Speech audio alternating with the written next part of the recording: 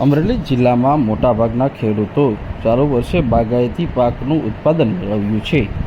અમરેલી જિલ્લો બાગાયતી પાકના ઉત્પાદનમાં સૌથી મોખરે રહેતો જિલ્લો ગણવામાં આવે છે અને કેસર કેરીનો ગઢ પણ ગણવામાં આવે છે. તો અમરેલીની કેરી હવે વિદેશની અંદર પણ એક્સપોર્ટ થાય છે અને સારી એવી આવક પણ ખેડૂતો મેળવી રહ્યા છે. ત્યારે અમરેલી માર્કેટિંગ યાર્ડમાં આજે કેસર કેરીની આવકમાં સતત વધારો થયો હતો. આજે અમરેલી માર્કેટિંગ યાર્ડમાં કેસર કેરીનો 20 કિલોનો ભાવ 1000 રૂપિયાથી 2200 રૂપિયા સુધી નોંધાયો હતો. માર્કેટિંગ યાર્ડની અંદર કેસર કેરીના ભાવમાં આજે 200 રૂપિયા સુધીનો વધારો નોંધાયો હતો, જ્યારે હાફૂસ કેરીના ભાવમાં પણ 200 રૂપિયા સુધીનો વધારો નોંધાયો હતો. માર્કેટિંગ યાર્ડમાં મોટી સંખ્યામાં ખેડૂતો કેરી લઈને પહોંચ્યા હતા.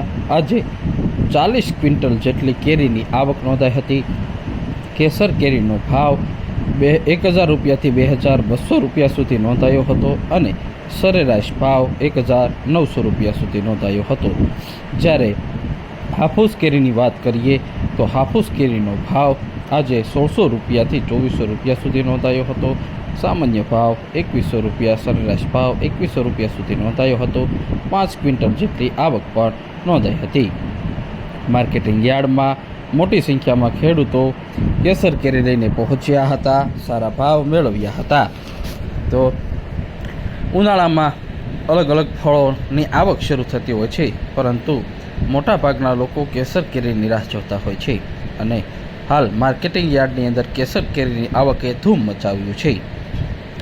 ઉનાળાના સમયે કેસર કેરીનું આગમન થતું હોય છે. કેસર તેમજ કાગડા, હાફૂસ, લંગડો તેમજ અલગ અલગ જાતની કેરીની આવક થતી હોય છે અને મોટી માત્રામાં લોકો કેસર કેરીની ખરીદી પણ કરતા હોય છે. પરંતુ હાલ કેસર કેરીમાં ફળનો રાજા કેસર કેરી અત્યારે આવક વધી રહી છે, જેની સામે ભાવમાં દિન પ્રતિદિન 100-200 રૂપિયા સુધીનો વધારો અને ઘટાડો નોંધાઈ રહ્યો છે. માર્કેટિંગ યાર્ડમાં મોટી સંખ્યામાં લોકો પણ ખરીદી કરવા કેસર કેરી આવે છે અને સાથે ખેડૂતોને સારા ભાવ પણ મળી રહે છે. માર્કેટિંગ યાર્ડમાં કેસર કેરી, હાફૂસ કેરી તેમજ મોસંબી, સંતરા, અનાનસ, ડ્રેગન ફ્રૂટની પણ આવક નોંધાઈ રહી છે.